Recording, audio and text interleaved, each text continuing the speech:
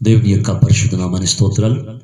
పిల్లరా, వాక్యం నుంచి 23వ కీర్తన మొదటి వచనం మనం చూసినట్లయితే అందరికీ సుపరిచితమైన వాక్యం, చిన్న పిల్లలు కూడా కంఠస్థంగా చెప్పగలిగిన మాట, యెహోవా నా కాపరి, నాకు లేమి కలుగదు.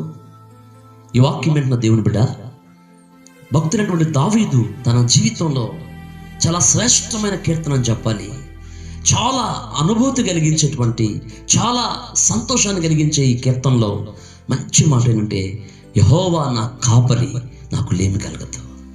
దావీదు జీవితంలో తను ఎలాగా గొర్రెలకి కాపరిగా పనిచేస్తుంటే తన గొర్రెలకి ఏమీ లేకుండా, ఏ లేమీ లేకుండా చూసుకోగలుగుతున్నాడో, అదేవిధంగా దావీదు కూడా తను గొర్రెగా, దేవుడు తనకు కాపరిగా తను తాను ఒక్కసారిగా ఊహించుకొని తన మనస్సులో నిర్దేశించుకొని చెప్తున్న మాట ఏంటంటే, నా దేవుడు నా కాపరి, నేను ఆయన గొర్రెను.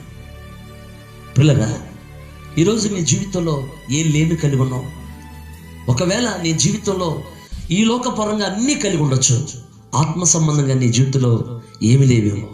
చాలామంది జీవితాల్లో అన్నీ ఉంటాయి. సమాధానం లేమి, సంతోషం లేమి, ఆరోగ్యము లేమి, మనశ్శాంతి లేమి. చాలామంది జీవితాల్లో డబ్బు ఉంటుంది, ఆస్తులు ఉంటాయి, పేరు ప్రఖ్యాతులు ఉంటాయి, కానీ కంటి నిండా నిద్ర ఉండదు, మనసు నిండా సంతోషం ఉండదు, హృదయంలో నెమ్మది ఉండదు.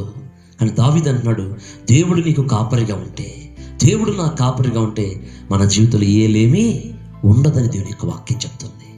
ఈరోజు నీ జీవితంలో ఏ లేమి కలిగి ఉన్నావు? ఏ లేమితో నీ జీవితంలో బాధపడుతున్నావు?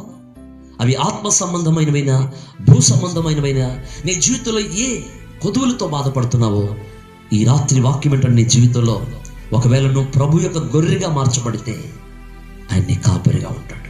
ఆయన గొర్రెలకి కాపరిని చెప్పాడు, కానీ నేను మేకలకి కాపరిని చెప్పలేదు, కుక్కలకి కాపరిని చెప్పలేదు, మరి వేరే వేరే జంతువులకు నేను కాపరిని చెప్పలేదు. ఆయన ఎవరికి కాపరి అంటే, ఆయన గొర్రెలకు కాపరి. ఈ వాక్యం ఏంటంటే, నీ జీవితంలో నువ్వు గొర్రెగా ఉండడానికి ఇష్టపడుతున్నావా? లోకంలో అనేక మంది మనల్ని ఎగతాళి చేస్తున్నారు, వీళ్ళు గొర్రెలు, వీళ్ళు గొర్రెలని. లోకం ఏమనుకున్నా మనకు అనవసరం. మన ప్రభు చెప్పాడు, నేను గొర్రెలకు మంచి కాపరిని. తన గొర్రెల కోసం ప్రాణం పెడతాడంట. నా గొర్రెలు నా చేతిలోంచి ఎవడు అపహరింపలేడని చెప్తున్నాడు ఆయన.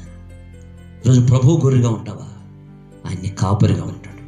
ఆయన్ని కాపరిగా ఉంటే నీ జీవితంలో ఏ లేమి ఉండదు. దేవుని బిడ్డ, ఈ వాక్యం అంటే నీ జీవితంలో ఏ లేమితో బాధపడుతున్నావు తెలియదు, కానీ సూటిగా ఇదిగో దేవుడు నీతోనే మాట్లాడుతున్నాడు. ప్రభు నీ హృదయాన్ని ఎరిగి మాట్లాడుతున్నాడు. కొమ్మిలిపోతూ, నలిగిపోతూ, కృంగిపోతూ, నీ లేమిని బట్టి నువ్వు అనుభవిస్తున్న బట్టి ఆ దుఃఖాన్ని చూసిన దేవుడు ఈరోజు నీతో మాట్లాడుతున్నాడు. నువ్వు ఏ విషయంలో కుమిలిపోతున్నావు, ఏ విషయంలో లేమి కలిగి ఉన్నావు, నీవు ప్రభు నీ యొక్క లేమిని కలిమిగా మార్చబోతున్నాడు, నీ కొదువుని సమృద్ధిగా మార్చబోతున్నాడు ఆయన. కారణం ఆయన నీ కాపరి. అందుకే బైబిల్ వాక్యం సెలవిస్తుంది, మేమందరము ఆయన గొర్రెలము, ఆయన మనకు కాపరి. యేసుప్రభువు వారు చెప్పారు, నా గొర్రెలు నా స్వరం వింటాయి. దేవుని స్తోత్రం. ఇప్పుడు నీ జీవితంలో ఆయన గొర్రెగా ఉండాలంటే నువ్వు ప్రభు స్వరం, లోక స్వరాన్ని కాదు, పాపపు స్వరాన్ని కాదు, నిన్ను నాశనం చేసే స్వరం వైపు కాదు నువ్వు వినాల్సింది. నిన్ను వేదో మార్గాన్ని నడిపించే స్వరం కాదు, ప్రభు స్వరం విను. ఆయన స్వరం మధురమైనది. అందుకే దీనికి వాక్యం చెప్తుంది, ఆయన స్వరం చాలా శ్రేష్టమైనది. ఆ స్వరం ఎంత గొప్పదంటే, ఆ స్వరం ఎటువంటిదంటే, సౌలుగా బ్రతుకుతున్న వ్యక్తిని పౌలుగా మార్చింది ఆ స్వరం. దీని దరిద్ర స్థితిని అనుభవిస్తూ రాత్రంతా ప్రయాసపడ్డ ఒక చేపబడినటువంటి ఆ పరిస్థితిలో ఉన్న వ్యక్తిని ఒక్కసారిగా చేపలు పట్టేటువంటి జాలరిగా మార్చింది ఆయన స్వరం. ఈరోజు వాక్యం విన్న నీ జీవితంలో నువ్వు ఎటువంటి వ్యక్తిగా జీవిస్తున్నావో, ఏ లేమితో నువ్వు బాధపడుతున్నావో, ఈ రాత్రి ఆ స్వరం నేను పిలుస్తా ఉంది. ఈ రాత్రి ఆయన మాట నీతో మాట్లాడుతుంది. ఈ రాత్రి ఆయన వాక్కుని ఎదుకు వస్తూ ఉంది. ఆ వాక్కుని నీ జీవితంలోకి నువ్వు చేర్చుకున్నట్లయితే, ఆ వాక్కుని నీ మనసులో చేర్చుకున్నట్లయితే, నీ జీవితాన్ని ప్రభు గొర్రెగా మార్చబోతున్నాడు ఆయన. పరలోకంలో కూడా గొర్రెలకే ప్రవేశం ఉందండి. కుడివైపున ఉన్న గొర్రెలను చూసి ఆయన అంట, నా తండ్రి పుట్టిన మొదలుకొని ఆస్వాదించబడిన వాళ్ళరా, మీరు వెళ్ళి పరలోకాన్ని స్వతంత్రించుకోండి. ఈ లోకంలో గొర్రెలుగా ఉంటే, గొర్రె మందగా ఉంటే ప్రజలు నువ్వు గొర్రెవని విమర్శించొచ్చేమో, కానీ పరలోకం వెళ్ళిన తర్వాత నీ ఘనమైన స్థానం ఉంటుంది.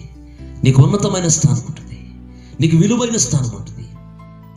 కనుక ఈ వాక్యమైన జీవితంలో ప్రభు మన కాపరి, ఆయన గొర్రెలు మనం.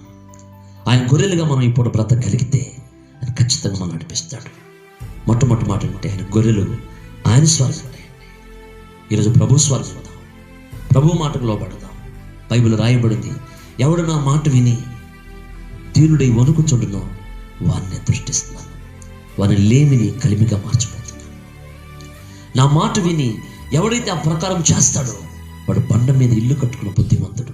వరదలు రానివ్వండి, తుఫానులు రానివ్వండి, భయంకరమైనటువంటి మరి ఉపత్తులు రానివ్వండి, లేకపోతే భయంకరమైనటువంటి విపత్తులు రానివ్వండి, భయంకరమైనటువంటి సునామీలు వచ్చినా కూడా వాని యొక్క ఇల్లు పడిపోదు.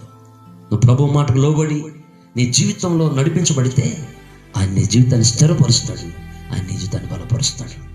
వాక్యమైన సహోదరి సోదరుడా, ప్రభు నీతో మాట్లాడుతున్న మాట ఏంటంటే, నువ్వు ఎప్పుడైతే ప్రభు యొక్క మాటకు లోబడతావో ఆయన గొర్రెగా మార్చబడతావు. ఆయన గొర్రెగా నీవు ఉంటే ఖచ్చితంగా ఆయన నిన్ను ఏమీ లేకుండా పచ్చిగల చోట్ల పరుండు చేస్తాడు, శాంతికరమైన జలం ఎదుగు నడిపిస్తాడు, నీ శత్రువులు ఎదురు నీకు భోజనం పెడతాడు ఆయన. కాబట్టి వాక్యం నీ జీవితంలో ప్రభు యొక్క గొర్రెలుగా మనం అప్పగించుకుందాం. ప్రభు మన కాపరిగా నడిపించును గాక. ఆమేన్.